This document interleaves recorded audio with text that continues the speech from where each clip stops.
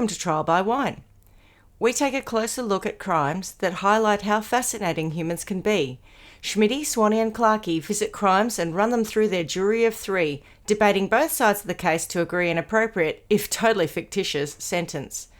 Please be advised, Trial by Wine may include explicit or disturbing content and will include drunken rambling. Listener discretion is advised. All right, how are we?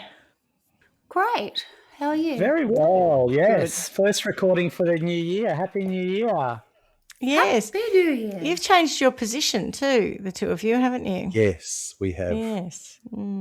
Yes, we they're have. on holidays. The window we normally behind us is over there. Oh, you're definitely not in witness protection anymore. I can see you quite clearly. No.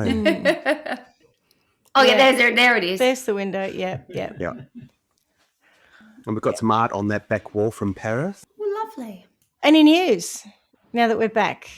My news, to keep it podcast themed, is we watched The Mushroom Murders on Netflix. I was given a book about it, The Mushroom Conversations. I was given. There's already something on Netflix? Oh, it's on Stan or one of them. Came out like Stan. 2 minutes after. 2 minutes after she got sentenced, it came out, I reckon. And did you enjoy it? Yeah. I was a cracker. Yeah. I won't say too much about it because obviously we might talk about it at some point. Yeah. It's a good idea. Yeah. It's a good one. Now, I really just want to get on to tell you what I'm drinking just because it's visual and it's 40-something degrees and therefore it's going to not be visual very quickly. But Father Christmas gave me a slushy machine for Christmas. So I just wanted to share my homemade Slurpee that I've been and it's zero sugar that I have made, and it's a little less slushed as it was when I first walked in because I put a little bit of vodka on it too. There you go. So I know I'm breaking with our timing, but that is what I am drinking. Look at Swanny's face. Are you going to brain freeze? Absolutely. Really sweet. To make it freeze, you have to put extra sweetener in it because zero sugar stuff doesn't have enough. So they're really sweet when you do a zero sugar one, but whatever. My brother has had, I don't know, he definitely had, I presume they still have it, like a frozen margarita machine. But it came from the US and it blew up, so they had to get another one because I think they used the wrong connection. These are very popular at the moment. This is the in thing, a slushy maker. The Ninja or something? No, it's Aldi's finest replication of the Ninja. Okay. Yes. And so it looks just like the Ninja, but it came from Aldi. Yeah. Oh, well, who gave you that? Santa? Tony? Yeah. I made him go. He knows his audience? No, he doesn't know his audience. I said to him, they've got a slushy machine at Aldi on Wednesday. You have to line up at 8 o'clock in the morning because they'll go in no time. And he's like, you're being a psycho. I'm like, trust me. So he did. He went and lined up, and sure enough, by the time they opened the doors, there were 20 people lined up. And there were already, I think, 1 or 2 slushy machines that had gone out the door, and he was only like the 3rd or 4th in line, and he had one. So they went fast, trust me. I'm so excited for when Aldi arrives in our neighbourhood. It's going to be amazing. I'll have all the tips. You can queue up at 8 o'clock too. Yeah. Oh, gosh. For stuff like that's hot property, yes, you have to queue. But look how did you know that was going to happen? Because you know how they talk about you going to get one thing and then do they promote it, do they? Yeah, I saw it on the internet. I was looking up slushy machines because I wanted one. And then someone had said Aldi's bringing one out and it's available on this date. And it was before the catalogue even came out. So then the next time I was in there, I looked at the catalogue and sure enough, it said it's coming on this date. So I was like, right, Tony, it's been confirmed. You're in there, mate. Get me the Aldi Binger. I like that you call it the Binger. Aldi, the Binger. The Binger. The binge drinker. The Aldi Binger. It's really good. If you love Ninja, you'll love Aldi's If you like a Slurpee, you'll like the Aldi Binger. Yeah. The Binger slushy machine. Yep. It's great. Anyway, that's what I'm drinking. What are you drinking? I'm on my first DC of the day. Lovely. What about you guys? We're just having a sparkling water, nothing exciting at all. It's very hot. Yeah. What you need is a very binger. Hot. I do need a binger. What every good binger needs is the Aldi binger. Only takes about 25 minutes to get to this, by the way. It's quick. Is this episode brought to you by the new Aldi Binger? The Aldi Binger. At 5:30, I thought, you know what? I'm going to put on some drink and have a binger. Yeah. Well, I didn't call it that at the time, but I'm going to call it now. Binge my way through this episode. And if you mix that with your painkiller from your stub toe, it's going to be grouse. You're going to be very happy. Yeah. I'm going to be very relaxed, that's for sure. All right, so we're in a wrong order, but I suppose we should introduce ourselves. I'm Schmitty. I'm Swanny. And I'm Clarky. And together we are Trial by Wine. And a body orange binger. Yeah. It's really trial by beverages today, isn't it? Or trial by binger. I love it. Trial by binger. Maybe we should introduce bingers into the court system so that the jury can have bingers whilst they get entertained. If it's a hot day, they absolutely. It's such a pretty word, isn't it? Binger. Yeah. Binger. Oh, yes. Anyway, all right. Well, that's all exciting. Does anyone have a story for us? I have a story, and it's wonderful that it's so hot where you are today, because I need to take you somewhere. Story, is it? Hot? No, not at all. It's just a hot in the city. It's a hot in the city kind of. Okay. Well, that's the setting of the crime. Anyway. Oh, is it? Okay. Yes. Cheapers. That made me think of a very famous crime. Can I do sources at the end? Because I fear that if I give sources, it'll give it away. Mm-hmm. And I hate that. So I'll do my sources at the end, but you must remind me if I'm, forgetting. But yeah, so I'm going to take us back in the timey-wime machine back to 1986. Oh, no, too late. And I'm going to take us to New York City in the height of summer. I just sort of wanted to give you a bit of an idea of the New York that we were looking at. So this was New York before it was cleaned up. You know how they talk about New York being cleaned up. This was 86. It was still pretty concrete grimy. jungle where dreams are made of. It was loud. It was hot. It was electric. And it was still very, very rough around the edges. It hadn't quite been – some of the neighbourhoods that have been sort of obviously gentrified since then were not that way.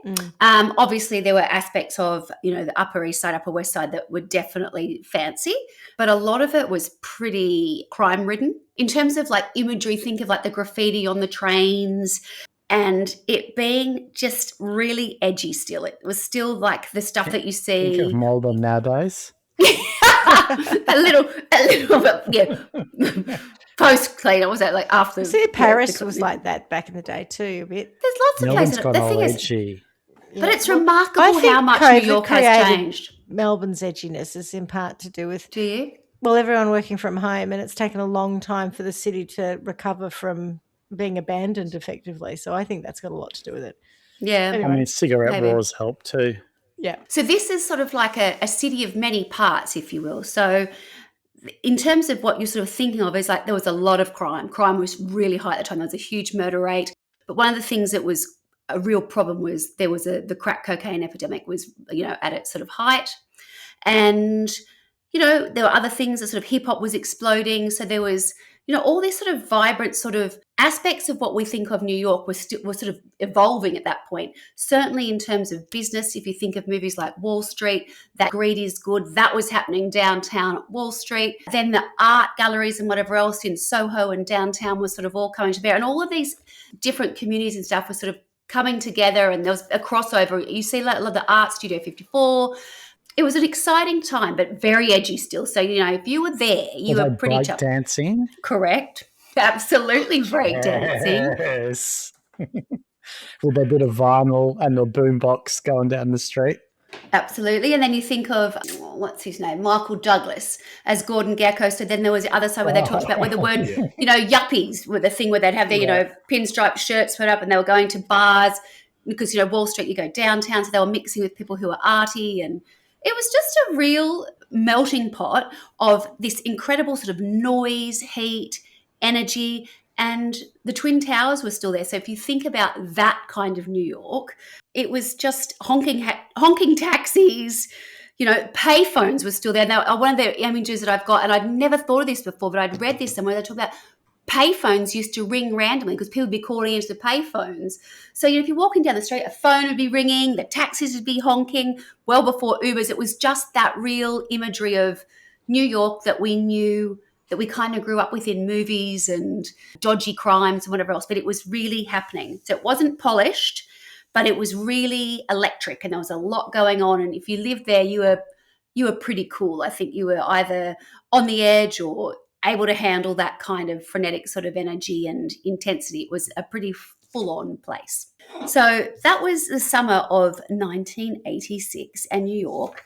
And then on the morning of the 27th of August 1986, a young woman who is a trader is riding her bicycle to work, to the trading desk, so very, very early, and she was riding through Central Park. And as she's driving down, a car swerves sort of past her with blacked out windows, and she's a little bit sort of shocked and thinks, oh my goodness, what's that? And as she sort of takes her focus off, looking down to ride her bike, she looks up, and across her left shoulder she sees, just across in the grass, a woman's body laying underneath a tree. Oh. And she said she immediately sort of knew that her posture wasn't the way it should be. She wasn't napping. She wasn't sunbathing. She was not napping. Yeah. And she said, I didn't get a real look, but I just knew there was something wrong about how that body was. She wasn't just laying under, whatever else. So she goes a little bit closer and realizes that it's a dead young woman. No mobile phone. She has to then ride her bike off out of the park to find a payphone to call the police, which she does. And then very sweetly, I guess, I don't know if sweet's the right word actually, I just think it's a really lovely gesture, she goes back and she sits with the body while she waits. And as she said, young woman, not much younger, about her own age, she didn't know how old she was. But she said, I just kept looking at her thinking, oh gosh, this could be me. This feels like it could be me. Could be quite confronting, couldn't it, sitting there? Yeah, so what we have is a young white woman who has been murdered in Central Park. Now this, or her body is in Central Park. Right. At the time, this is such a big deal because although there's this huge amount of crime, a lot of the crime is gang-related and drug-related. Yeah, so like in terms of how, and how it's presented is, again, it's another drug war. It's, another drug death. It's another, it's organised crime. It's all this. It's like when we had the underbelly stuff. It's sort of like, yes, that's happening, but the people who are killing each other are all part of this gang. Yeah. Yes, it's separate to us. Yeah, you didn't feel like you were going to be the victim of it unless you got caught in the crossfire. Yeah, exactly. Swanny, are we anywhere near that tunnel in Central Park where all of the crime happens on TV? You mean the crime tunnel? I know exactly where we are. I can tell you where we are. We're directly behind the Metropolitan Museum of Art. Is that anywhere in the tunnel? I think I know what you mean. Is that where if someone's going to snatch a handbag, that's where they snatch it and then they run through into that? It's probably closer. Shot or anything. Yeah. And there's that other one that they always go to, which is where the lake is, where there's the boat lake, and then behind but that's more for like beautiful shots or when people are supposed to be having private conversations. Yes. And they meet there just near there somewhere. And it's like, how private can be? I know where that is. Like everyone's going to have a look, right? Yeah. So it's probably closer to that. I do know the tunnels, I'm not exactly sure. But it is behind the Metropolitan, the Met. So the Met Gala that we always hear about. Like she should have been in the tunnel, leaned up against the wall, No, but what I don't. Crime tunnel. I've seen this sort of reenacted, and it does seem like it's just a very random tree with like on a grassy knoll. It's not like a well-hidden tree, because if I do know one thing from you sort of Home Alone 2 when they're in New York, the Christmas one, when the lady with all the pigeons and the birds are after, and they're always hiding. There's always lots of trees, and then other ones like Elf. They're always running. It's not like that. This is actually quite an open, grassy area. Quite open, so risky. Yeah. She looked over and she could see it from the footpath. It wasn't particularly undulating. It was like just a lawn sort of area, a lawn with a simple tree. It wasn't, hidden per se. It was actually quite in the open. It was not hidden at all. Like anyone would have seen it going past. She was probably just the first person that morning. Yeah, like you said, Schmidt, if she was on the road and saw it, anyone driving past could have seen it. Yep. Yeah, interesting. If you were looking. Yeah. So from the media perspective, straight away, this is like people were saying, when they could hear it coming across the radios they were talking about back in those days or in the newsroom, they said, they were so used to people being murdered, it was not particularly big news. But, and this is awful as well, but they said, a white woman in Central Park, that was big news. So, there was a massive sort of influx of the media immediately to the crime scene. And what they were saying is the detectives, that when they first arrived, they said, normally we're so used to homicides. It's like, their bread and butter, or certainly in those days in New York. They said, it happened in an apartment or in a stairwell or this or the other. And they said the difference was they didn't really know what they were dealing with in terms of a perimeter and where to put like the police tape up. They couldn't tell when they first got there what they were trying to deal with. She said, so in the end, they had to do this quite large if nothing else, to try and keep the mob away. So because the amount of press or media who turned up was just quite remarkable from the very outset. That very first morning, there was huge interest because, again, white woman, Central Park. So when the detectives arrive, and the lead detective was a gentleman called Wally Zines, I think that's how you pronounce his surname, Zines. He was quite remarkable, actually. They turn up, and there's this beautiful young woman who has really had to fight for her life, really. That's quite apparent, judging by the bruising and scratching and, the way she's found. So when they find her, she has her bra and her top sort of up around her neck, and then she has her skirt pulled up, and her underpants are found 50 metres away. And she's just been left there in this sort of state of where she's been totally abused. But again, all the marks that are on her, scratches, whatever else, her nails, she's already sort of bruising up, but it does get worse as sort of time goes on. But even at that point, they can tell there's been a struggle. So next to her body, or near her body, there's a jacket, and in her jacket there is actually an ID. So they're able to ID her at the scene. And at that point, they are able to locate her father. And her father is a gentleman by the name of Stephen Levin. And Stephen is Jennifer Levin's father. Jennifer Levin is the young girl who has been murdered. And then, again, it's like watching what you think is a movie, although it was actually someone's real life. Stephen Levin lived downtown in the 80s, it's an unheard of thing in some ways. It's like where Taylor Swift and Carly Kloss and all those fabulous people, rock stars and that, have these loft apartments. And what he was a real estate developer. So I think he was probably one of the first ones down there redeveloping that kind of, very industrial space and turning it into like a home. So Jennifer had lived there with Stephen and her stepmother. And by the time the police get there, the media have heard, or the address has been released.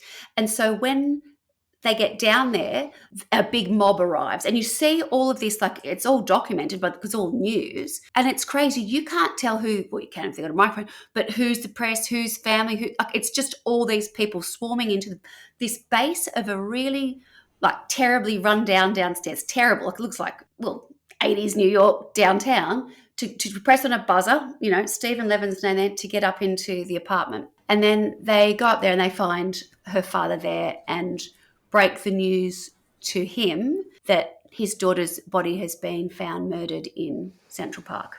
And how awful. Just devastating. So they end up getting the family there.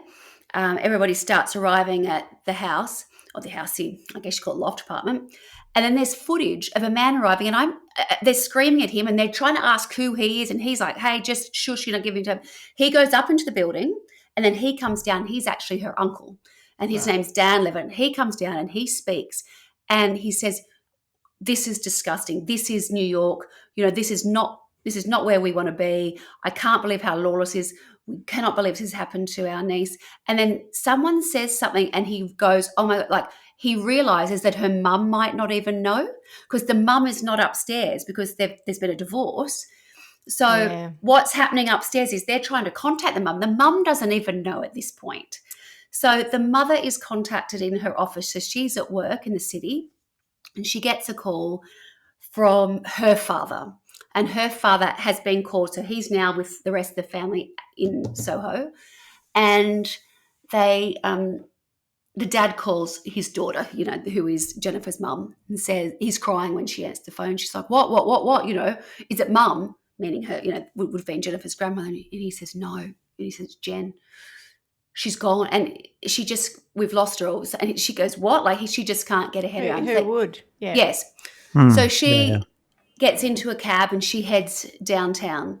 And again, they haven't told her what's happened. And she hears on the radio, she knows her daughter's dead, but she doesn't know what's happened. She hears a radio, the news report in the taxi, saying the body of a young girl, Jennifer Levin, has been found behind the Met.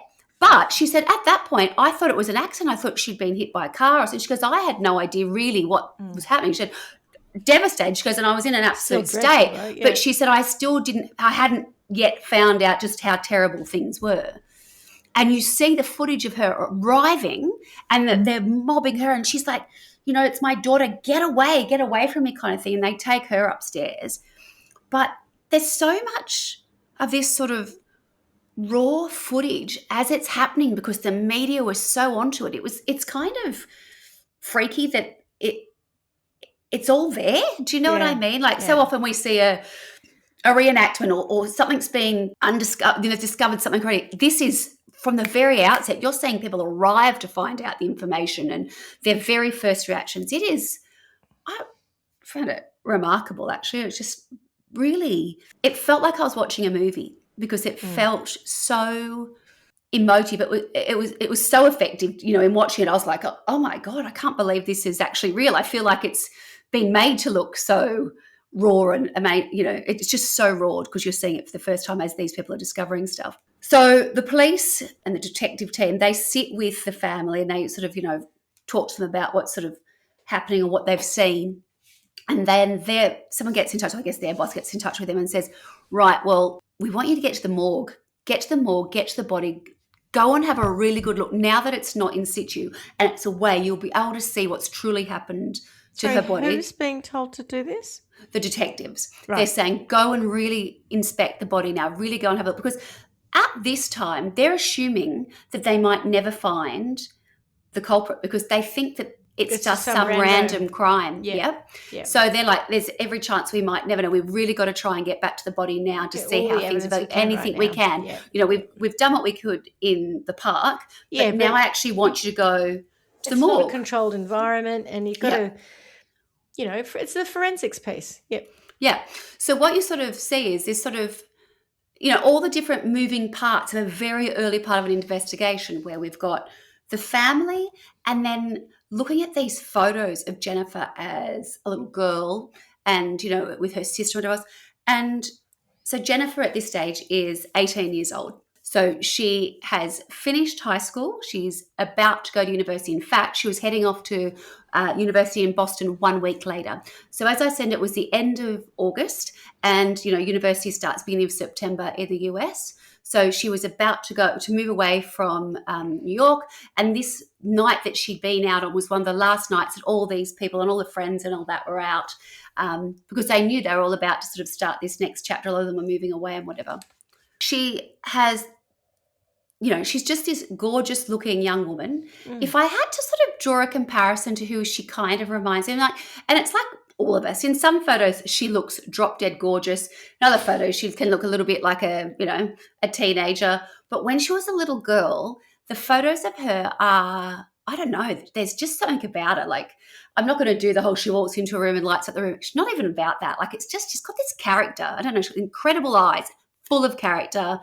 And she had lived on Long Island with her mum and her sister after her parents' divorce. And then her dad got remarried and he was living in this loft in Soho and she really wanted to go and live in the city. So she'd gone and lived in the city.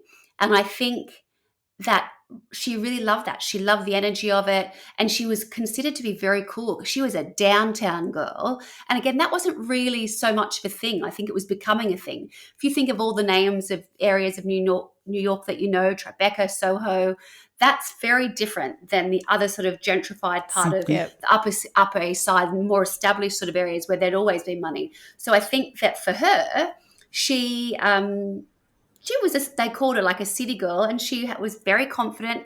She had really found this independence and she loved living in New York City. She had a great relationship with, her socialize and a wide group of friends that were both downtown, and she had a part-time job where she worked at French Connection, and then she used to also socialize a lot uptown. And I think the kids from uptown thought she was cool because she was from downtown, and she thought they were cool because they'd always had money. And it was kind of that kind of, honestly, most of it feels like you're watching a movie, like an 80s kind of, these kids were incredible looking. Just, I don't know.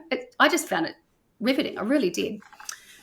Anyway, so that's sort of how she's arrived in New York. And then what they need to try and find out is, where has she been? So whilst they've gone off to have a look at the body, other detectives are trying to find out what the movements, where have her movements been over the last, couple of days, last 24 hours, etc. So they know that she had been living, as I said, with her mother and stepfather in Soho.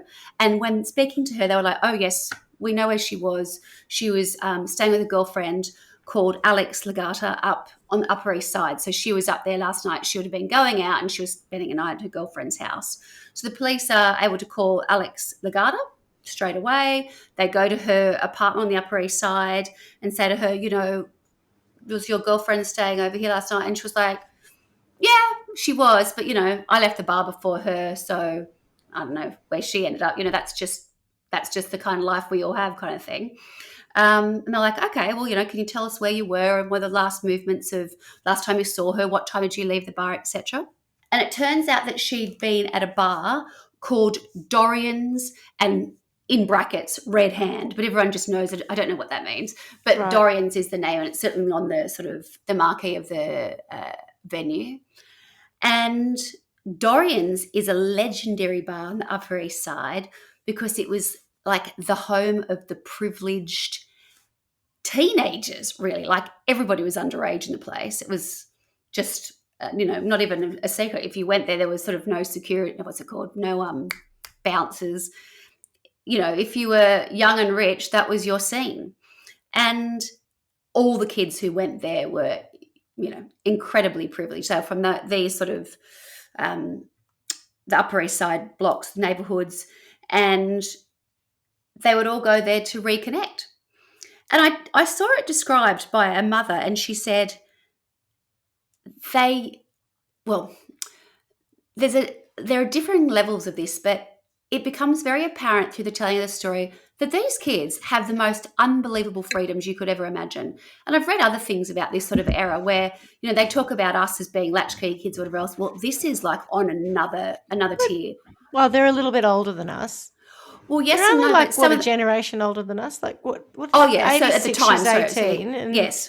We were. But there were people in the club who were like 16. 12. It's no different. I don't know if you've seen well, you will have 14, seen. I can't do maths. 14. She's only 4 years older than us. So hang on. There are people in the club who are what? 16. Like someone 16. Like yeah, they're young. 74. This is 86, isn't it? 84. Yeah, so it's 10. So 86. I would have been 12. Yes. So yeah. they're not much. My point is, they're not much older than us. They are our generation virtually. Yes. Yeah. Okay. Correct. So I think we had a lot of freedom, I've got to say. Yes. Yeah. And that's absolutely true. So it's not to say that we weren't going to clubs and bars. I and wasn't doing going to clubs at but 16, this was no. like another level. Yeah. And what they were saying is because in New York they don't have malls, whatever else, parents thought if they were all en masse, they were safe. Oh, safe. So going to clubs, they were going to like proper discos. They were going to Studio 54, like all this sort of stuff. And they were all so well connected. They were still turning up dressed as kids, but the cool kids did this. And the club promoters actually would invite them in. So a lot of the people that were interviewed were like, oh, absolutely. I was going there since I was, 15, 14 years old. And there were all these, promoters that would get us in there. So these kids were just roaming that city, going to, one fabulous bar to, when I say fabulous bar, one bar they wanted to go to, but a lot of it was done in people's private homes. And what they were saying is there was so much time when these parents just weren't in town. They were in their country estate, or they were at the Hamptons, or they were in Europe, and they would leave these kids and their homes or whatever, sometimes for weeks, months, and the kids would just go from one place to the next and just move around. And the parents were kind of not particularly visible. They were just young, privileged kids just doing what they wanted to do and hanging out. What was interesting also about Jennifer was that she was part of that scene, but not necessarily of it. So as I said before, she had lived on Long Island, which is really not that cool at all. And then she had been downtown, and she wasn't a WASP. And I don't know if you know what a WASP is, but, white Anglo-Saxon Protestant. Something, yeah. Protestant, yeah. When you think of sort of like people in New York in the 80s, that preppy sort of look, that's what is a WASP. And then there are derivatives of that are yuppies and whatever else. Yeah. But she wasn't. She was Jewish. And by all accounts, people were like, they just thought she was a bit different and interesting, but they all seemed to get along fabulously. Whereas everybody else, this sort of look that was sort of this uptown look, is what we know as preppy. And when you see a lot of the kids, they are all dressed sort of like, popped collar, beautiful hair, like Ralph Lauren, totally that sort of Ralph Lauren sort of polished American athleisure wear, or not even that sort of, I think they call it American fashion. I don't know. Anyway, but you get the idea. These kids were doing all this stuff in what is their 9th and 10th grade. So they were very young, but they were leading very fast lifestyles. And there was also a hell of a lot of drinking and drugs involved and loads of sex and partying. And it was just sounded like a lot of fun, really, for the most part. And it was just that it's all good until it's not, right, as often is the case. Yep. When the detectives went back to the morgue and they were able to look at Jennifer's body, it was only worse than what it had been when they'd seen her in the park. The bruising had sort of become much more significant, and her throat was absolutely covered in strangulation marks. Like it was horrendous. Like it was really bad. She had marks around the top of her lip that were like these half moons, and they realised it was her fingers where she's trying to get a hand off her to get someone. Yep. Oh, she had bruises on her legs. She had scratches all over her. Like her fingernails were bruised. Like all under her nails are like dark. Like I've seen the photo. I've never seen it. So much pressure. The pressure. On them. Yep. Oh God. She had I think it was her left eyeball was sort of protruding. Is that from strangulation? Yeah, and there was something. There was that, and I don't know. It was just maybe it was the nails, but was it tongue? No, but it was. That can happen. And then I'd heard one of the detectives talk about the fact they thought there was like a bezel or some mark from a watch or something. Oh right. Yeah. So I can't find my notes, but yeah, she was not in a good way. And when the detectives saw that, they were like, "This is really very personal." Yeah, like this is full on. So going back to Alex Legata, who was the first person who said, "Oh, look, she's been at Dorian's, whatever else." They go to Dorian's, the bar, and they start to try and piece together her friends, who she was with, who was at the bar that night, who was the last person to see her. And what they're able to do is they're able to work out, well, there was, this lot, they speak to, I don't know, 4 or 5 of them, and they're like, well, I left and she was still there, and I left and she was still there, and I left and she was still there, and I left and she was still there. But everybody kept saying the last person that they saw her with was this guy who was a friend of theirs. It's like pass the parcel, isn't it? Like, no, it is a little bit. And and it's really interesting because none of them are like, it's weird. Like none of them seem even that bothered at this point. It's kind of weird. They're like, oh no, they're just all friends. It's all fine. Anyway, it comes to bear that the last person that she is seen with is a young man called Robert Chambers, and Robert Chambers is part of the gang. Like he's Deirdre Chambers. What a coincidence! What a coincidence! He is this. Well, there's only one way to. He's incredible looking. He's 6'5", so got a good presence. And he has these piercing. I can't tell if they're blue or green because when you see different photographs, they've photographed differently, but they are those really clear, beautiful eyes. He is a pin-up for 80s prep. I mean, it is ridiculous. The floppy hair, the pop collar, the whole thing, the big coats in winter, and, just a remarkable looking young man, to be perfectly honest. And he is the last person that she's seen with. So in going through all the different people that were there, and they were, oh, yes, yes. And then I saw Alex talking to such and such. And then I saw Jennifer. Oh, yes. And when I left, Jennifer was talking to Robert Chambers. So they are able to track Robert Chambers down, and they go to the home that he lives in with his mother. And Mrs. Chambers answers the front door. Is it Deirdre? Yeah. Sorry. Oh, it's Phyllis, actually. Phyllis. Phyllis Chambers. What a coincidence. Phyllis Chambers answers the door and says hello. And they're like, we'd like to speak to your son. Is he home? And she said, yes, he's asleep. So she goes and gets him. He comes out and talks He's had a big day. Oh, no, he's been for a while. He's had a big night. Later, isn't it? Not the next morning. Yeah, right. Yeah. So he comes out, and the first thing that the detectives notice, and don't give any of it away, of course, is he has scratches all over his face. Right. So they don't give away the game, but they go, oh, hi, we're just checking in.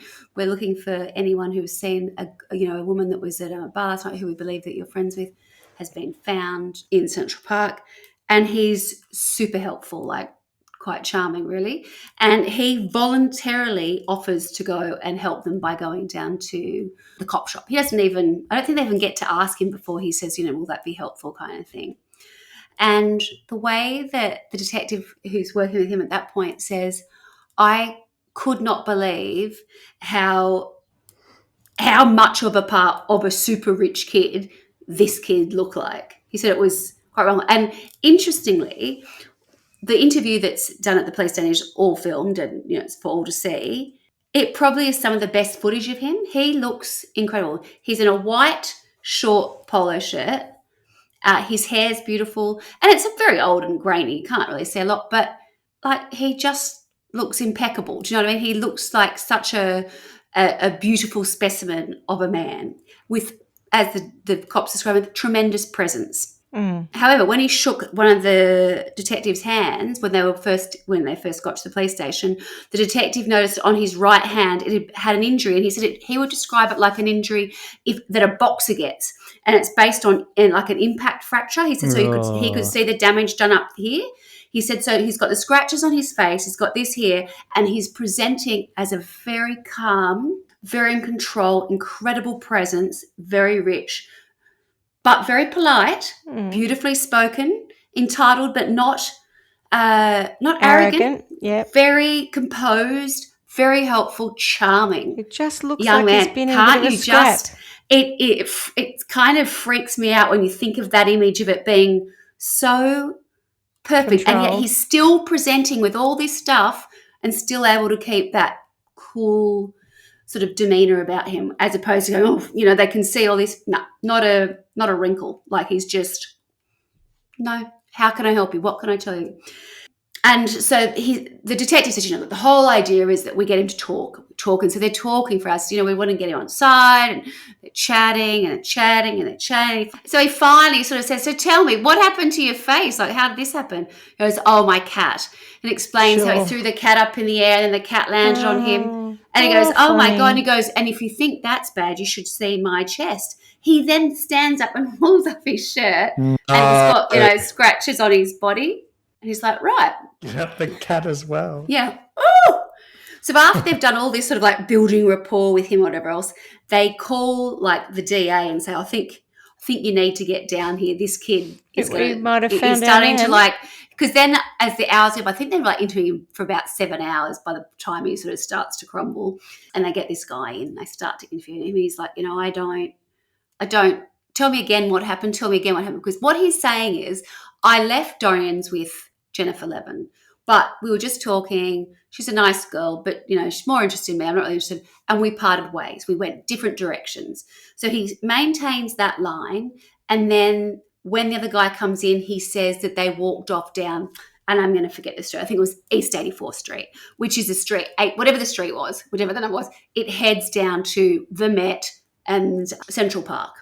So he's basically saying, I'm on that route with her. The guy goes, oh, so you're saying that you were headed to the park with her kind of thing. And this is when the story starts to get a little bit convoluted. I did this, I didn't do that. And a lot of the interview is him sort of saying, look, I just couldn't get rid of her. Ask my friends. Like, I'm not interested in her. Clearly she's interested in me, and I don't want to sound aggressive or rude or, but I'm just not that into her, and she's clearly very into me. I've got a girlfriend or whatever else. I'm seeing this other girl called Alex Knapp, and he kind of just sort of talks around it, and then he ends up sort of being pushed to a certain point. He says, look, we get into the park, and she really, she was saying that she wanted more from me than I was willing to give, and I was like, I'm not interested. I just want to go home. Anyway, then she was like, I just want to talk, and he's like, and she was great to have a chat to. I was like, I couldn't kind of tell where we were going next. And then he sort of goes, oh, actually, well, what happened was she was on her knees, and all of a sudden she started scratching me and going whatever else. And I was like, hey, I'm not having any of this. I'm going home. On her It's just knees, not- and he's 6 Yeah, foot yeah, 5. yeah, I know. And his scratches on his face and his chest. Well, I don't know. He must be on his knees as well, I presume. But he says He's she's lying down. which She's I 6 thought foot was a 5, very right? odd kind of place all to. weird It's like you're like positioning. a play A fight. Kind of thing. tiger. I was like, What you know, vision's going on in his head when he's making this that is up? him going. Yeah, exactly. What have I? What story am I telling? God. So Because then he's he goes 6 from foot that. 5, so on a Well, I knees, suggest he was saying he was down the ground too, or something. I don't know. Anyway, again, it was just a weird. I just thought it was a weird thing to say. I didn't know why he had to say she was kneeling, and because I was like, I just felt like she was clawing and desperate, kind of thing. Yeah. Anyway, he says he sort of calms it down, talks sort of off that. Anyway, then she says she's going to the toilet. Anyway, then but he's still going to wait for her. I don't know where she's going to the toilet in the park, presumably by the tree or something. She then comes back, and first of all he says that she grabs him from behind like this, and then he quickly changes his mind and says, "Oh no!" Then she's got my arms behind, and she tied his hands together with her underpants. Her knickers, her panties. Oh, yuck. So Don't say that's behind her. panties. Yeah, I know. I have to tell American. So he claims that he's on the ground leaning back Dax. with his arms behind, because, you know, he's such a feeble little, Because he's a 6 6 foot foot 5 500 linebacker or kilo. something, but Yeah. sure. Mhm. Yeah, and she's like this 5'4" petite, 18-year-old woman. Anyway, so from there, she tied his arms behind him with her underpants. She then sits on his chest, facing away from him. She undoes his pants. She pulls his pants down, and then she starts to violently Fellate jerk him? him off. Oh, right. She says, and he says she's hurting him, and he's saying, "Stop, stop," and she won't stop. So then he finally gets his left arm free, and he grabs her and belts her to get her off, and she flies off, and then she's dead under the tree. Oh, that explains the strangulation, Mark. So yeah, that's a good story so far. And the bruising and everything else, yeah. Imagine the And detectives fingernails, listening to this. the amount of pressure on knowing the what they fingernails that know. they've bruised, and Yeah, the so moon, they- the half moons in her face where she's They trying show to him photos, and take he's the still hands away. Oh, Yeah. come on. But that's dickhead. from like using one hand to go boom like that. Anyway, so then I'm amazed at the detectives who would be sitting there knowing what they know, listening to it, going, my poker face would just be giving that away completely. Absolutely. So then they say to him, "What did you do then?" And he said, "Well, he already calls her a body or something." And they're like, "How did you know it was a body at that point versus someone, she was alive," kind of thing. Oh, well, and then he says, I could tell she's dead or whatever else. And they're like, "Well, what did you do to help? Like, did you give a mouth-to-mouth resuscitation?" And he's like, no. Like, Why would no, I do no, that? no. She's dead. What did you do? He went and sat. Left. No. He went and sat nearby and watched. So they were like, does Watched that mean what? you were what was going to happen to the body and who was going to discover it, etc.? So they were saying to him, does that mean you were still there when the police arrived? He's like, yeah. So he said that he's like sat at a distance watching. How no one noticed him, I don't know. What they would be looking for, I don't know. He must have been somewhat concealed or a little bit further away. But he didn't even was come there. up after the police arrived and say, "Oh, I had something to do with this. I was violently, Raped by this woman. raped Yeah. off, Yeah, raped, yeah. and Raped off. Whacked off. Go on, wake me off, love. violently raped off, whatever." I just like the way, because You know what he's I mean? talking like to a group of men, he just says, like, Oh, she violently jerked she me started off. jerking me off. And then it was just like, and then someone else says something to it at one point. He goes, "Would you like someone if they did that to your balls?"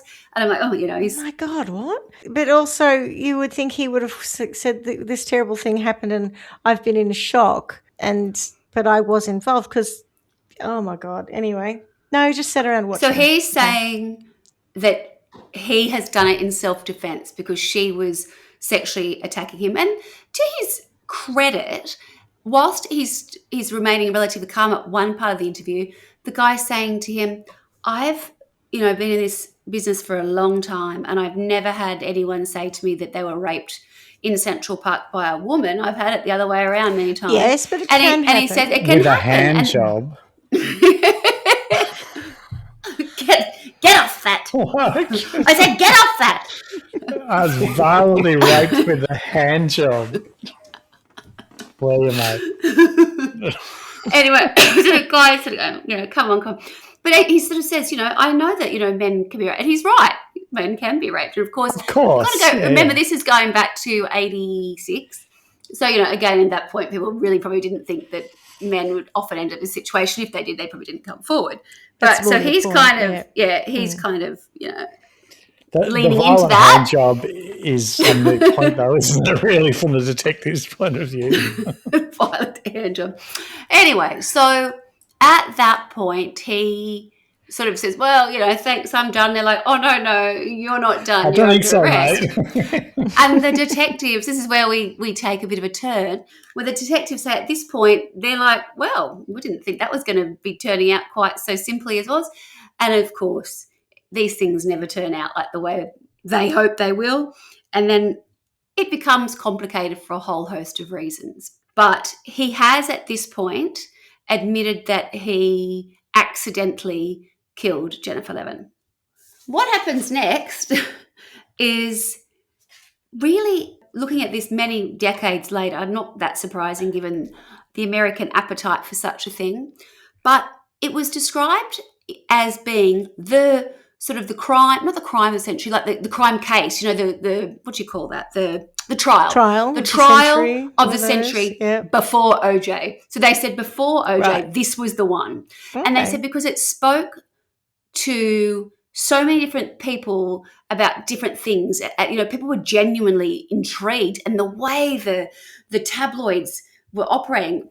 And it comes back to this sort of imagery of what was New York like at that time. This was before social media. This is when people were desperate to grab. Remember, like there was a morning newspaper, an afternoon newspaper, and that was where you were getting your headlines. So all the headlines all around town, like all from the newsstands. Do you know what I mean? And then the nightly news. It wasn't this instant kind of thing. People were waiting for the next tidbit, and it was all about this salacious kind of, what do they know now about her? What do they know about him? These people who were rich, people love that, beautiful, well-connected, all of these things that people just, salivate over. It was this fabulous sort of, I guess, perfect storm in one way of, the back end of summer, the way the media was just really starting to get an angle on how they could get the whole sort of country involved and everybody, really in sort of getting into that court, trying to get into the courtroom to see what was happening next, really digging deep, trying to find out, this angle and this angle, because they were trying to keep it relevant and newsworthy from morning to afternoon to night. It was the big story. And as often happens in these things, a lot of what is then shared isn't necessarily accurate or fair or right, but it sells newspapers. And we all know how that works. And the tabloids were going nuts. I think, what are they, like the New York Post, and there was a couple of others that I can't remember the names of that don't exist anymore, but really trashy. And, of course, one of the things that they always do is let's go to what was the woman doing in Central Park at night, because the thing that everyone keeps coming back to, and it must have been very much of that time. Raping a 6'5" man, violently jerking him off. Taking him into Central Park seemed to be a big theme for people. They were like, why would she do that? Why would she go? Yeah. Why would she go into Central Park? Everyone knows you don't go to Central Park. It was like it all started to switch and become, why would she do that? Why would she put herself in that situation? She was on a death wish kind of like they honestly it changed. I mean, you'd go into Central Park with someone who's 6'5" if you felt relatively safe, and you didn't think that he was going to rape and murder you. Correct. So because you knew him, he was one of the gang. Well, more than that, what kind of things do they uncover? So it turns out that he'd been in a relationship with her. Oh no, he hadn't. She kept after him, but he didn't want anything, he just had to keep telling her no. So it's not that he didn't have a girlfriend. I think he had this other girlfriend, and the other girl was very young, this Alex, who ends up becoming an actress. Like, she's got her own profile now in real life. She was 16 at the time. He was 19. Ew. And she said she was so taken with him that this older, gorgeous man would pay attention to her. How old was he at this point? 19. Oh, so he'd already gone to university. He'd gone to uni in Boston. Right. But he wasn't like 25 or No, he was 19. And so there's this girl called Alex that he was she thought she was, they were dating, and he did say that he was dating her. But there were obviously others, and Jennifer Levin was one of them. And so Jennifer Levin had described him to friends as someone that she said he was a bit of a lost soul, and they'd been having sex, and I think it was a bit of a summer kind of fling kind of thing, so they'd been catching up. So I don't think he wasn't the great love of her life, but they were in what do you call it, a situationship, you call it these days, whatever else, or they were, catching up and getting it on and going to parties and shagging. Exactly. And so on the night at Dorian's, Alex was supposed to have had a date with Robert. And when he arrived hours and hours late, and he walked in, he kind of looked at her and then continued walking off. So she was like, hang on a tick, who do you think you are? Mm-hmm. And she said, I just got so worked up. And she goes, well, probably a little bit dramatic, really. She goes, but I was 16. So she walked over and she dumped these condoms on his lap and said, well, you're not going to be using these with me. And she said he was, really embarrassed, whatever else. And she said, I didn't actually leave then. I stayed a little bit longer, but then I did leave. But she said, I was so upset and angry with him kind of thing. And she said that she knew Jennifer Levin. And she said on that night, Jennifer Levin kind of spoke to her, or Jennifer Levin's friends might have giggled at her or something. There was some kind of, you could imagine some girly bullshit where they knew that he thought he was dating her and she's screwing him and all that kind of stuff. But nothing terrible happened. There was just they had seen each other on that night. So all this to say that, Robert's, let's say, dating Alex and has definitely had sex with Jennifer Levin on a number of occasions, and they had been hanging out a little bit, and she had told her friends that. But again, no big deal. But what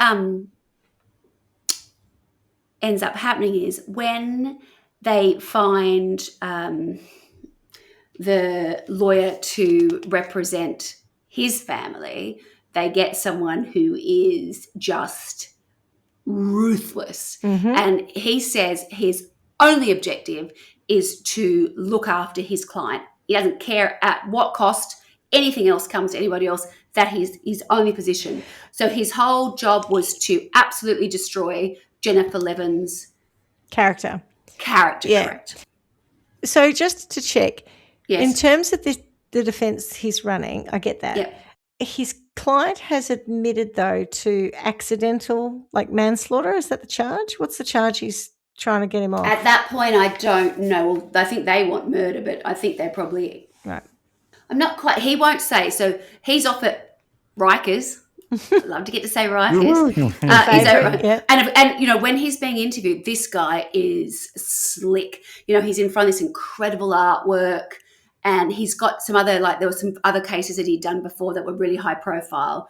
And he is just this, again, like a TV character, such an American showman when it comes to law and knowing his way around it. And the way he speaks, he goes, well, yes, I can't speak to that. But he said, my client was, sexually assaulted, battered or assaulted in the part, and I can't say more than that. But he was, defending himself kind of thing. And he was the victim here. He's he's totally the victim, and it's gone terribly wrong. But he was the one who was protecting, defending himself. Sure. They haven't discussed the strangulation marks yet, have they? No, we haven't got to that.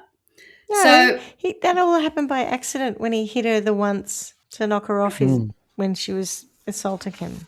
It sounds like the bit of evidence that would end that conversation of, I just smacked her. No, she's got severe strangulation marks. Mm. Yeah. Now the representing the state. Now I saw this mentioned once and I couldn't find it again. I feel like the lady who represented the Levins, she feels like she's got something to do with Law and Order Special Victims Unit, because I think that show is based on her setting up the sexual violence. Oh, the SVU. SVU in real life. I think the sex crime thing, she sort of is the one that has a major role in that. This is the woman. She's the real Olivia Benson. She is, and I had written her name down. It'll come up. I'll find it later. Dun, dun, dun, dun, dun, dun, oh, it's Olivia Benson.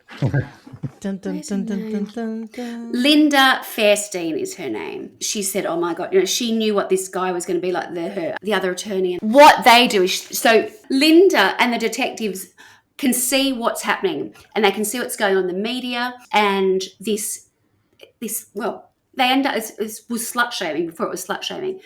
she was promiscuous. All these kids were promiscuous, Yeah.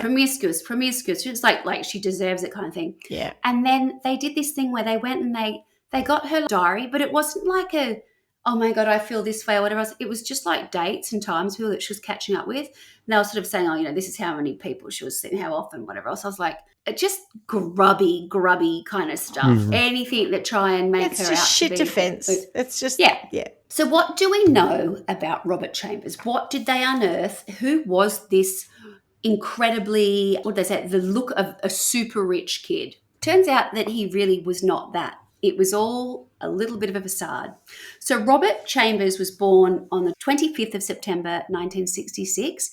And as I said before, Mum Phyllis. Phyllis was an Irish-born nurse, and Robert Chambers Sr. worked for MCA Records and later in video cassette distribution. So they are not from old money. They're not really from any money. And they had initially lived in the working class neighbourhood of Jackson Heights in Queens before moving to Manhattan. Where things get quite interesting is it's through his mum. So his mum, as a nurse, a private nurse, she is working for really top-end families. And at one point, she even works for Jackie Kennedy. And I think what Mumsy thinks is, you know what? I've got this incredibly good-looking son, and he's smart, and he's, could actually really be someone one day with the right kind of breeding if we can get him in the right places. So she works exceptionally hard. And as I said, she can see how the other half lives. She's working for the other half. And I think through connections with them and also through connections with the church, because she's Irish Catholic, she makes sure that he's well placed and he gets into schools. And then from there, he sort of gets scholarships and whatever else. He's a young chorister. Is that the right? That's right. Yeah. Yep. So he's kind of at the right place all the time. He just can't stay there. And what I mean by that is he keeps getting kicked out of these schools. So of like exclusive prep schools in New York, he goes to a school called St. David's. He goes to another one called Chode, which apparently is very famous. Another one called Browning Day School. Doesn't that mean something else? I think it does. And he ends up at a school called York Prep. And I think York Prep is the one that he probably finishes at. And when they approach that school and say, tell us about this student of yours, Robert Chambers, in the notes about him, he's described as extremely charming and extremely handsome in the notes of the school. But then it goes on, everything else is pretty lacking negative, but lacking in everything. Anything else. Yeah, okay. And then it turns out... But he's quite good looking. He's always been a bit naughty. He steals stuff. So he'd stolen a teacher's wallet at one school. He steals from the rich. He takes things... He's a klepto. Yeah. He's a good-looking klepto, and he's no Robin Hood. I think what's happened is he's being pushed so hard by his mum as well. There's a lot of pressure on him to perform and to maintain these positions in this school. And, she's saying, well, I've done this for you and this has got to happen. And you could really be someone that, she's got to get him married. You could have been a contender. The right job, married to the right family. And then all of a sudden they'll have made the big leap. So he's getting pressure from her. Dad doesn't even really seem to warrant a mention.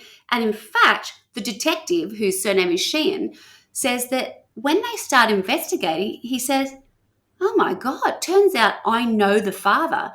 He's been drinking at my dad's bar, like they own an Irish pub, the police family. And he said in all of the years, he's never even mentioned that he had a son. So it's quite unusual background. That's weird. He's not, it's weird. This kind of pretending where mum's super keen on getting him connected. Dad's down at the Irish pub drinking and probably not on the scene quite so much. They're still together, I think. That Dorian's, what was it called? Dorian's Red Hand. Red Hand, yeah. They're not there. They're at Sheen's. That's an Irish thing. Is that Irish as well, is it? Yeah, it's an Ulster thing. It's a representative of a symbol. Yeah. Oh, is that right? Well, there you go. I didn't know that. Dorian, no, but the Red Hand is. So can you believe that there's all this sort of clamouring by mum, and the reason he's went up one school after the next, it starts to paint a picture of someone that's not as well connected and as rich as perhaps was portrayed. And so what the police are then doing, they take his like Rolodex or whatever else, and they contact all the kids, all the different contacts in there. And at first people are really, really reluctant to speak. And they're like, no, he's great. He's a great guy. And they kind of protected themselves, I guess, as much as anything. And then over time, I think they find out that one, they put the photos of her throat across the table in front of them. Because remember, they were friends. They knew them all. Yeah. Going, is this the kind of thing that you think he would do that accidentally killed her? And they're like, all right. Jesus. And so from that point, they start to crack a few of them open. Turns out Robert has been a drug addict since he was 14. Okay. He's been in and out of rehab with mum's knowledge, because obviously they're sending him across to like Utah or whatever else, and then they come back, wherever it is that you go to. Someone's paying for that. Arizona. Yep, someone's paying for that. Mm-hmm. And then at one point, they make a call to one of the kids, and a mum answers the phone. And she said, I'm just wanting to speak to your child in relation to Robert Chambers. Do you know him? And she said, I don't want anything to do with him. He's bad. We've already had a run-in with him. Turns out her daughter was going on a date with him, and she brought him to the house, and he said, I'm just going to go upstairs. They had seen him. No, they'd seen him come into the house, like the doorman downstairs had let them in. She said, I saw him when he arrived, and she said, he's striking looking. So they went upstairs. He said, could I go to the toilet? And then he disappeared, and he'd stolen her the daughter's Amex card. Then just they didn't know. And it wasn't until like the following day or the day after they get a call from Amex saying, do you know where your daughter's Amex card is? And she said, at Macy's? No. At the moment, yeah, it's downtown. It's been here, there and everywhere. What? And he and another guy had taken the credit card and gone on a shopping spree. Anyway, so. Something not right about this guy. Like it's not like he wasn't going to get caught doing that. No. She calls Mrs. Chambers, Phyllis, and says, I'm calling because your son has stolen my daughter's credit card. The police have just called. And she says, okay, well, you've got to understand he's got a big problem with drugs. She's a piece of work. I don't like her. We will sort this out. He will be on a plane tomorrow to rehab. We'll reimburse you for the money. Please just don't contact the police. And when the lady gets the check, the name on the bottom of the check is someone's dad, and the boy that was with him. The dad at the time ran the Cartier shop in New York. So there are all these people, these kids just running wild. This kid, the other kid was stealing as well with him, spending money. They're just little assholes. Do you know what I mean? Yeah. Totally doing whatever else. Then when that sort of came out, then they knew they had this other angle, right? So there's drugs and this theft. Then they started talking to the gang, and they were like, oh, yeah, now that you say it, yeah, he did steal quite a lot, actually. And they're like, what do you mean? Oh, yeah, like if we had a party, it was known that he would quite often steal parents' fur coats or jewellery or whatever else. Like no one gives a shit. Well, because were they so rich that no one cared? Yeah, no one gives a shit. The kids don't. Like, I don't want to get in trouble at a party. I don't know. He would crawl into other people's apartments who were like next door. He's a big guy to be because crawling. he knew they were out. Yeah, well, get into other apartments. Yeah. Good boy. Big crawl. You notice that crawling. You're like, Spider-Man's put on a bit of weight. Blowy I've seen in a long time. Yep. He's pretending to be something he's not. And they also said maybe there's this issue with him kind of being, angry at the people who are so rich because he's not, and he's got to work so much harder to try and be part of that crew. You don't actually have to be part of that crew, but correct. So I bet his mum told him he had to be part of that crew. I know. She would have put a lot of pressure on him by the sounds of it. Did. I'm sure Phyllis did. Right. So after, he's been he's lied and he's in Rikers or whatever else. Let me tell you a little bit about the trial. Where to start? There's all these little tidbits of things that I also know. Like apparently when he was finally allowed to see his dad after he'd been interviewed just before he was probably had just been arrested actually. Apparently he said, that fucking bitch, why didn't she leave me alone in front of the police? Unbelievable. Yeah. Things like he'd said that she'd gone to buy cigarettes and his lies she didn't smoke. There was just a whole host. It was all just lies. But, there was a quite interesting story. Somebody who was the Archbishop of Newark in New Jersey, he was one of his referees kind of thing because he'd known him growing up. And then it was only like years later that same guy ended up on sex charges himself. But, they were trying to get all these people lined up to sort of be on his side. And there were some people, like the people at the bar were the people who put up the bail to start with. So it took quite a lot of time for, like, there were people that were absolutely against him from the beginning. And there were other people who were just like, he would never do this. And they were like, oh, no, that's just not him. He's a lovely guy. And they'd speak to girls who'd gone to his school. They'd be like, oh, my God, the whole school had a crush on him. They were just still, like, under this sort of spell. Okay, so when it went to court, the Levins were devastated because Jennifer's character was dragged through the mud. Like she was painted out to be this promiscuous, desperate, like after the hot guy, because, you know, he was so good looking and he could have anyone, and she was just too keen, and he, you know, she just was trying way too hard, you know. And he had this other beautiful blonde girlfriend who was for a better connection. Like they just used all of these angles just to paint this awful picture of some poor girl who ended up, I mean, the marks on her neck are just unbelievable. You know, the eye bulging out, her teeth were loose, very good for trying to get him off her, kind of thing. Just horrendous. So Robert Chambers was charged with and tried for 2 counts of second-degree murder. His defence was that Levin's death had occurred during rough sex. Now, apparently, that was kind of the beginning of this rough sex as a defence. And so there was one other case, Jack Lippman, that was a guy. He had defended someone else. Jack Lippman is this mastermind kind of lawyer, and he'd used a temporary insanity, but he was going to find any angle. But introducing this rough sex into the vernacular became a real thing. It's like, well, you know, if you're asking, you're on a death wish. If you want to have rough, because he kept saying, she took me to the park. She kept saying she wanted to have rough sex with me. So that was their defence. He was defended by Jack Lippman, that was the man's name I couldn't remember earlier, who had previously used a temporary insanity defence on behalf of Richard Herron for the murder of a Yale University student. Lippman claimed Levin was promiscuous, saying she had a sex diary and that her sexual history was admissible as evidence, prompting headlines such as, "How Jennifer Courted Death." You know, it was stuff like that just was suggesting that it was all on her. All victim blaming. Yep. So Chambers' trial began on January 4, 1988. So remember, the crime happened about 18 months prior to that, and it lasted 13 weeks. That's quite long, is it? Yeah. Feels long. Yeah. It feels long, yeah. Alandi testified on February 9 that pinpoint hemorrhages observed in the soft tissue around Levin's eyes could be caused by a constriction of her neck and an indication that she had been strangled. Mm-hmm. When Chambers' attorney Jack Lippman suggested on cross-examination that Chambers could have choked Levin in an arm lock that could cause death in seconds, like accidentally when he was trying to get rid of her, and that the marks on her neck could have been made when she quickly moved her head from side to side and struggled for air, Alandi said that while such an occurrence was possible, this did not occur in Levin's case.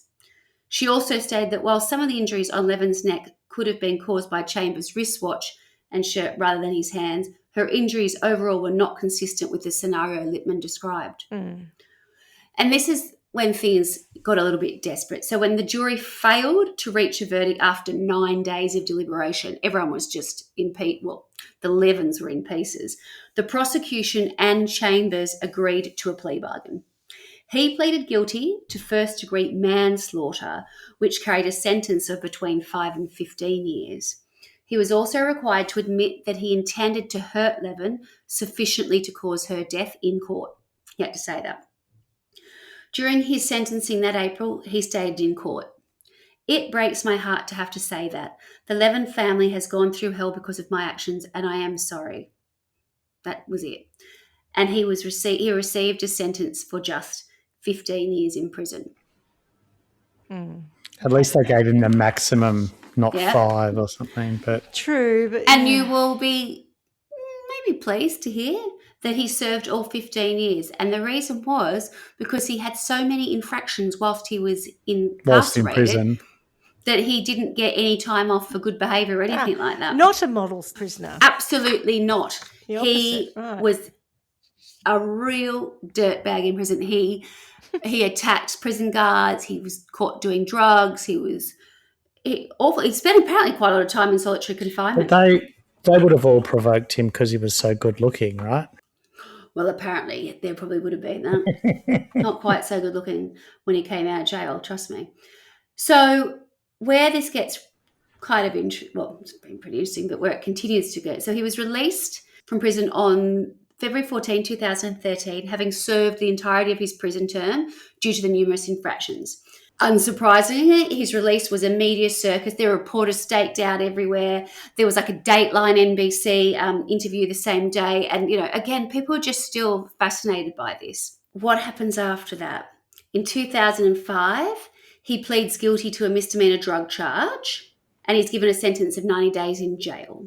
So nothing major. However, on October 22, 2007, Chambers is yet again arrested, this time in his own apartment, and this time he's charged with 3 counts of selling a controlled substance in the first degree. Basically, he gets caught selling drugs to police officers. Trafficking. Yes. Trafficking? So, Dealing. Dealing, yeah. Dealing, sorry, yeah. And so he has a long-term girlfriend by this point, her name's, if you're interested, Sean Cavell, and she gets arrested as well. Cops said that this time he's 41 and he struggled with officers at the time trying to sort of, avoid being arrested. And then they speak to the Linda Farstein again, who was a lady who had been on the prosecution all those years ago, and they ask her what, her view is on him being arrested again. And she said, "It doesn't surprise me. I always believed his problem with drugs and alcohol would get him in trouble again.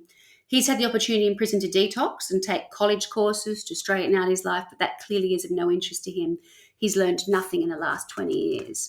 God, it's quite a statement when you think about it. Yeah, so interestingly, on September 2, 2008, he was sentenced to 19 years on the drug charge. Shit, so he got that's a long more more years time for than drugs he did for murdering. Yeah. Wow.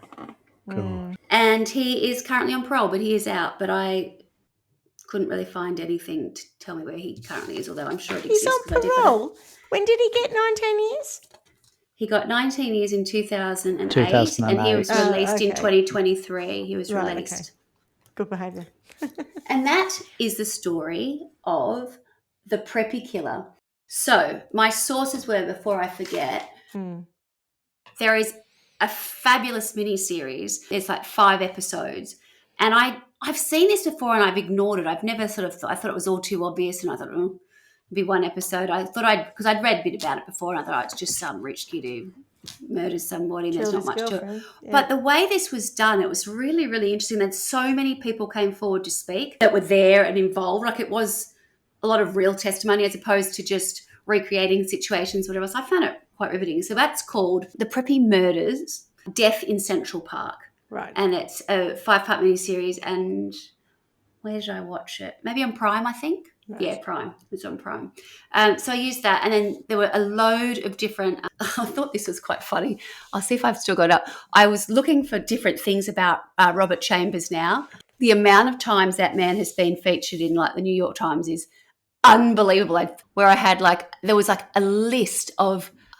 articles related to him. Yeah, like there must have been 50, and they were all like, he's done this, he's done that, more drugs. That was just crazy. He was a very busy boy. But anyway, so New York Times Magazine. I watched an episode of Dr. Oz, which was fairly recent. It was from the last couple of years, and it was recounting what had happened, and they had everybody now who's much older, but like who had been involved, like the detectives and whatever else, and how it affected them.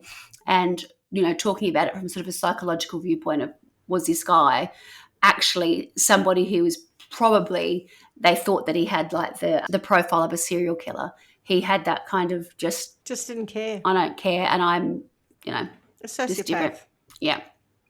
Obviously Wikipedia, there was Murderpedia.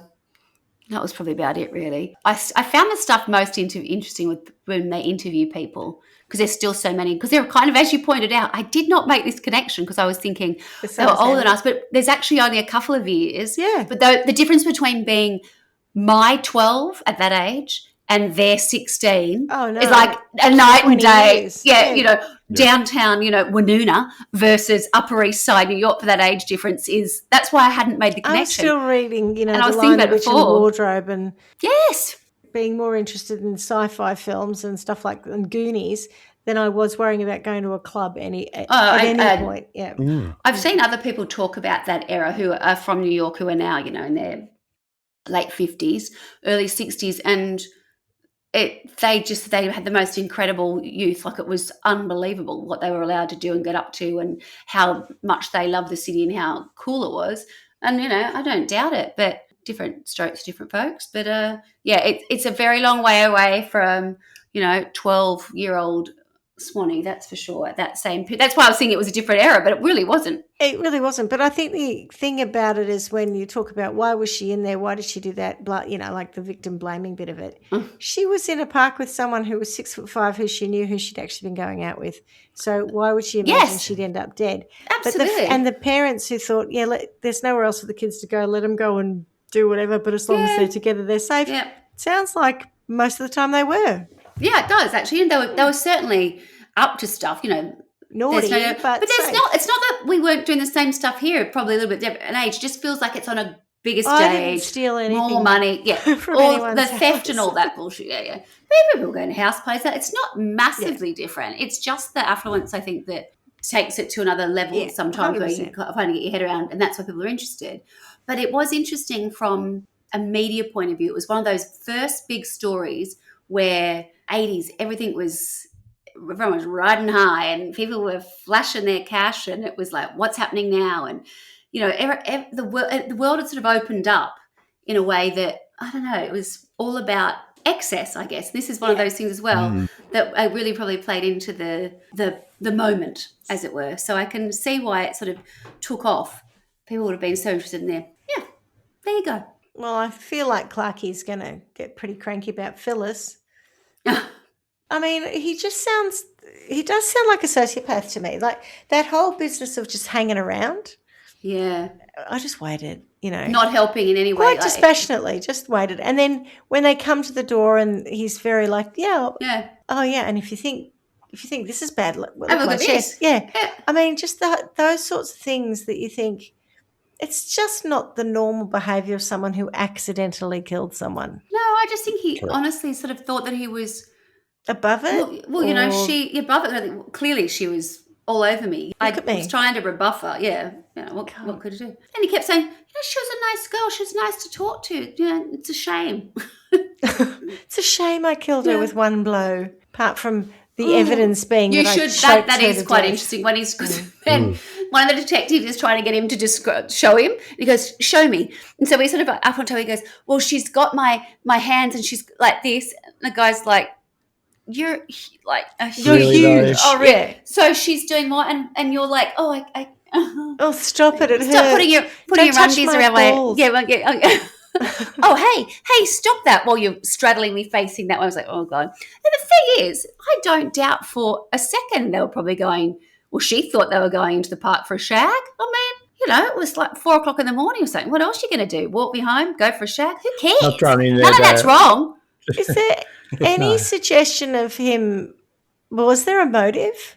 I don't believe that it was rough sex gone wrong. It was a violent hand job that was the most. Exactly. Like had she upset him before or whatever else? Yeah, was there something else? Because I just feel like, or was he on drugs or something and he just lost it? Well, he had not long come back from rehab. His mum wouldn't let him come and live with him.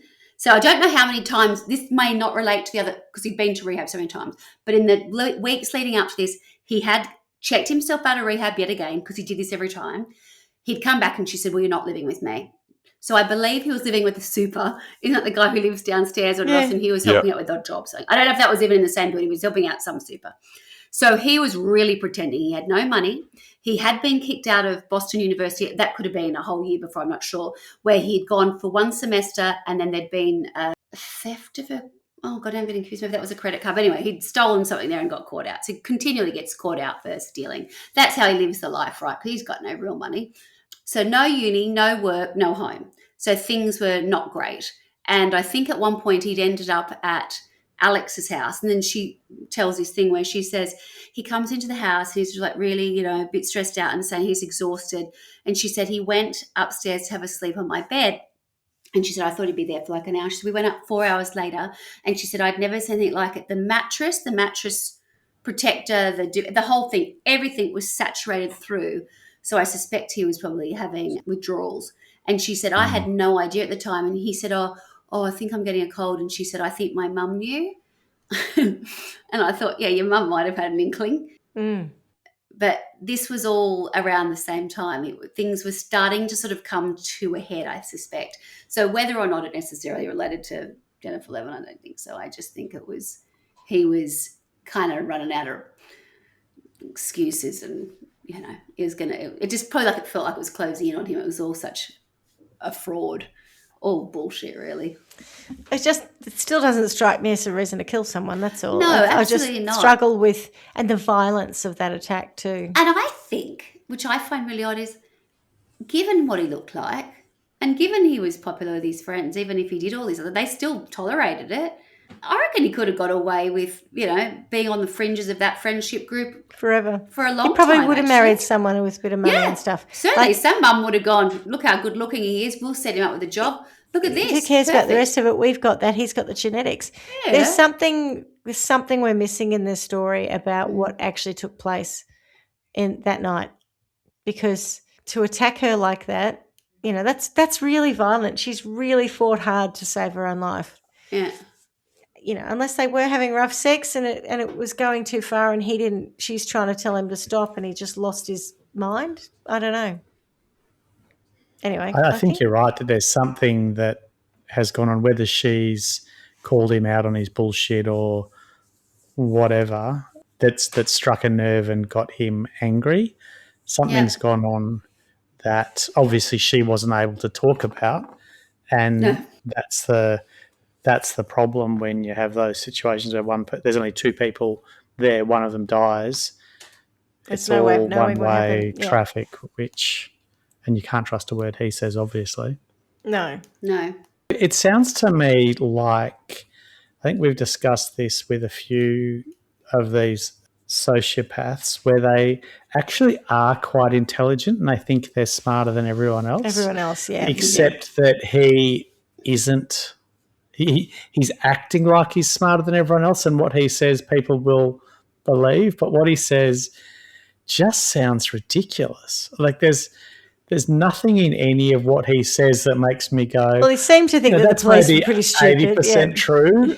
Like, he's being so cool, calm and collected and telling a story about his arms being tied behind his back with his panties, and I had to slap her away or knock her away with one hand, and that accidentally killed her.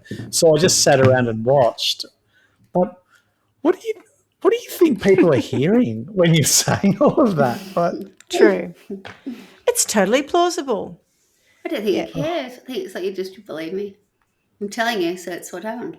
And what a wasted life he's had too. Go to jail for that, but then keep going to jail.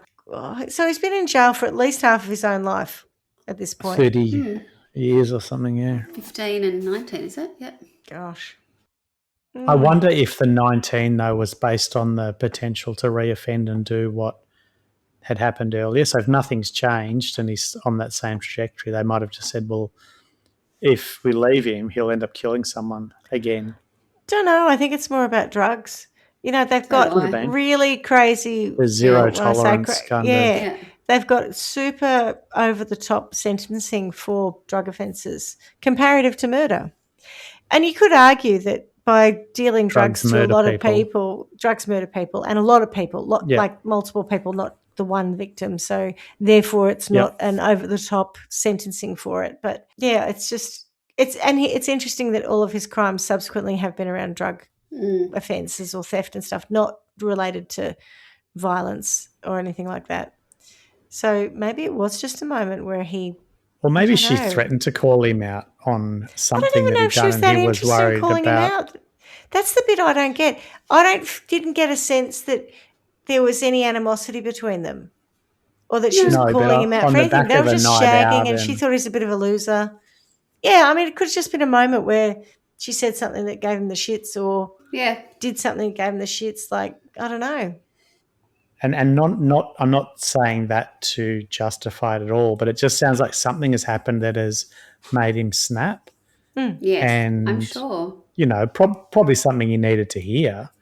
So whatever she was saying, if that did happen, was probably something that cut him to the bone, but was appropriate, for want of a better word. But he just didn't want to hear it. Can I ask, Swanny, because you didn't actually go into the detail of it, which I appreciate, but did they determine that she'd been raped? Yes. Yeah. Oh, this is just a very violent attack. Yeah. That's, yeah. Yeah, no. Because her bra and that was all pushed up and her skirt was... It's just... But they'd been If he's sleeping raped together. Yeah. yeah, but if he's raped her, that's reason to kill her. True. From his Yes. perspective, that's motive. So that she 'cause- doesn't, 100%. So that he doesn't the get witness, get rid of the witness. done yeah, for yeah. rape. Of course, he gets done for murder because he's an idiot. But No. It was just rough sex. Yeah, and that I can't remember, but one of us has done a story about rough sex as a defence before. Was it you, Clarky?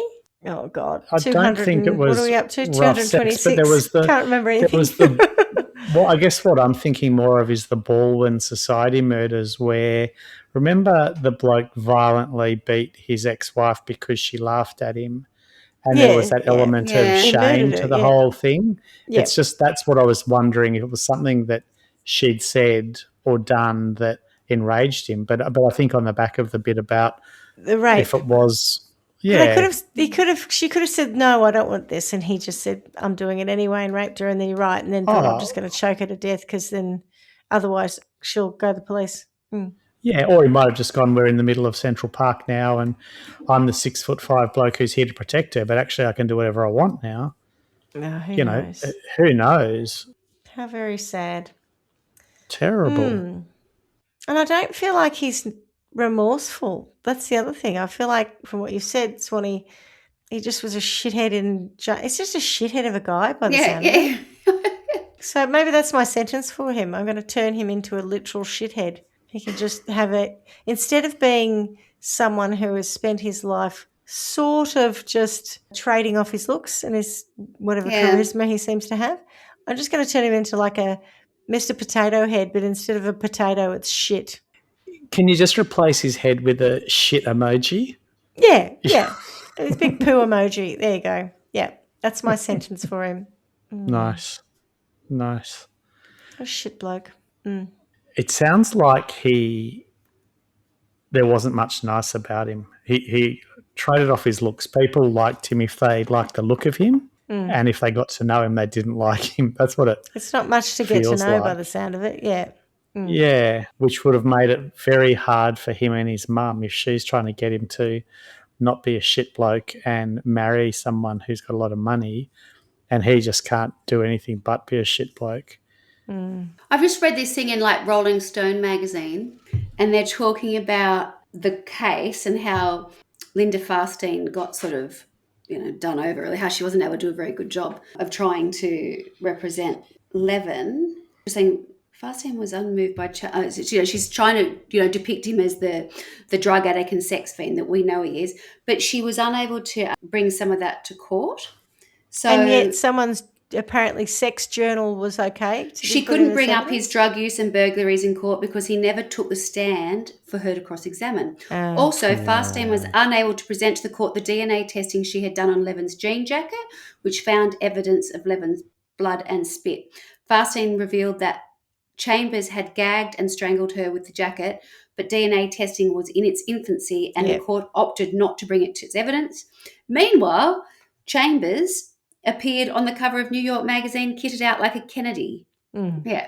While his attorney, Jack Littman, leaked false rumours of Levin's sex diary to the press. So that's what I was saying. Like, they did all these like really underhand kind of things that were headlines. And as someone was saying, before it got to trial, there were so many headlines. And the guy who was like it was a journalist for the New York Post or whatever else, he was saying at the time their circulation was 1.6 million every morning or something like that. He said that's the people who bought it, let alone the people who saw it in the newsstands and saw the headlines. So how could it's just going to be biased immediately. Correct. So all of that stuff was playing into this narrative of who she was and who he was. And I did read somewhere where they used the Kennedy thing where his mother saw him as a potential, look like a Kennedy. So why shouldn't he be treated as one and create a Kennedy-like Why shouldn't he be one? Yeah. Meanwhile, the girl likes rough sex and's got a sex diary and is promiscuous and awful and terrible.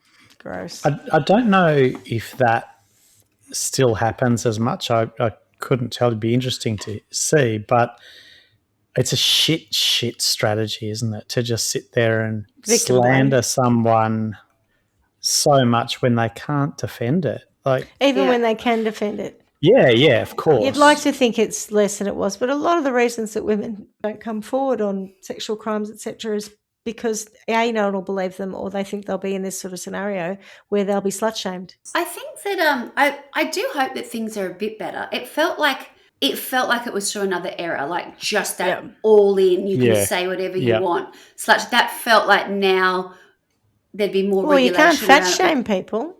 You can't shame people anymore, right? Shaming's out. Yeah. I think even I'm sure you still can, but you know what I'm saying is like there's lots of happens, you can't but it's say got that, to be, or you can't do that. It's not as obvious, I think. No, in the 80s, you can't get away with it. I reckon nowadays the jury would be wiser to that sort of thing. I don't know. People are more aware and more offended by making shit up and calling people things. It all depends on the jury that they select, though, too. So the jurors are not this selection of jury, the three of us, you know. No, I understand, but I think they'd be calling for some level of evidence of the sex diary. I just don't think you could make shit up without any context and people lap it up. I mean, I still think there'll be people who aren't as aware of us, of course, but I think generally in society people are a bit more street smart, savvy, and wise into that, and it could actually play out against the defence to sit there and make up too much shit without any evidence. So any sentence for that defence attorney? Oh, it'd be nice if there was some way of him being publicly shamed in all of the papers for being such a shit bloke and having no way of responding to it. Because, you know, they say you shouldn't speak ill of the dead. I don't necessarily believe that, but don't go making shit up to that whole thing of I don't give a shit what happens as long as I get my client off. That's not in okay. Wikipedia, the opening paragraph for him says, Jack Theodore Littman, July 26, 43 to 23, 2010, was a criminal defence lawyer most famous for his, in quotation marks, blame the victim defence of Robert Chambers Jr., the Preppy Killer. That's not, maybe that is his own sentence, to be famous for that. Well, I certainly think in terms of Phyllis, I mean, with the exception of the fact that he didn't actually get it, I mean, that has played out beautifully. I think that she got what she deserved there. What a fucking silly woman to sort of allow so much of this sort of to go on and encourage it kind of thing. I mean, I think everybody wants the best for their child. Don't get me wrong. It's not like that's not a crime. But it's how you go about it, and was it really about the best for her child or the best for her as well? Oh yeah, that's the bit I didn't like, that she was kind of ladder climbing in a societal sense through her child, or desperately trying to. And I don't doubt that she put a lot of pressure on him to be this or that or whatever to fit in. And it struck me as odd, obviously, that the father barely mentioned him and went down to the pub and drank. And I wonder whether he just didn't want a bar of all of that, because it sounds like she was even if your son was, I don't know, if you had a 6'5" good-looking son, you'd think you'd mention it at some point, maybe down the pub. Even if you're going, oh, you know, he's really struggling with the girls, right? Lucky bastard. You'd say something. He'd never mentioned he had a son. This guy was like, oh, my God, I know his dad. He drinks at my dad's pub all the time. I've known him for years. Never mentioned it. Strange. Yeah, I wonder how on board he was with the whole status climbing that Phyllis was going through too, because it sounds like a fairly full-on effort from her to try to make all of this happen. Well, she sounds like a stage mum sort of thing, you know. It's sort of a stage mum for that environment. Yeah. And if he's going, you know, I just want to live our life. I don't give a shit for that. I'm just going to the pub. Well, it sounds like he's just kind of checked out. I'll leave you to it. You do all of that shit. I'm fucking out. I'm going to the Irish pub. Yeah. Hang out with my mates and not talk about and you. I'm not going to talk about anything that happens at home. Right. Yeah. God. Oh. All right. Any sentences? I'm struggling with one for the attorney, but I do think some level of public shaming that is just absolute slander that he hates, that he can't refute. He has no platform to refute. Well, he's dead now, so let's go. kitty fiddler. He has no way to refute it. I was thinking that, but I didn't want to say it. Yeah, God. Maybe that. Maybe something like that. Maybe not. Yeah, I don't know. He did have his obit. I did briefly read his obit, and he's had a couple of kids, and it was, that he was a loyal and good friend and a great father. So perhaps we won't say complete asshole to strangers. Complete asshole to strangers. Maybe we can just update his Wikipedia profile to say he'll be remembered for being a complete asshole in the case. Yeah. Well, it kind of does say that without saying that. Without saying it, but I don't know if it's something to be proud of. So you're right. No. Most famous for blaming the victim. And I think that is very much a statement of attitudes today, that we're not okay with it. And so that, the blame the victim defence that he's famous for, that's been called out on Wiki already. Yeah. I think that's what I was kind of saying before, that people just would go, oh, I don't know that we're comfortable with that. And it could work against you nowadays. I think it probably would, yeah. Yeah, okay. Swanny, anything from you? No, I don't think I have got anything to add, actually. All right. Well, thanks for that, Swanny. Interesting story. As we say every week, miss you already. Ciao. Ciao. Bye-bye. Ciao. Thanks for listening to Trial by Wine. You can contact us at trialbywine@gmail.com. Please rate, review and subscribe to Trial by Wine on Apple Podcasts or wherever you get your podcasts. If you'd like to support us, you can become a patron at www.patreon.com, Trial by Wine, or visit our website www.trialbywine.com to donate to us. Your support will help us cover many more cases and apply wacky sentences. We really appreciate you listening and hope you tell everyone about us. Our cover art is by John Christo and music is by Beauchamp from pixabay.com.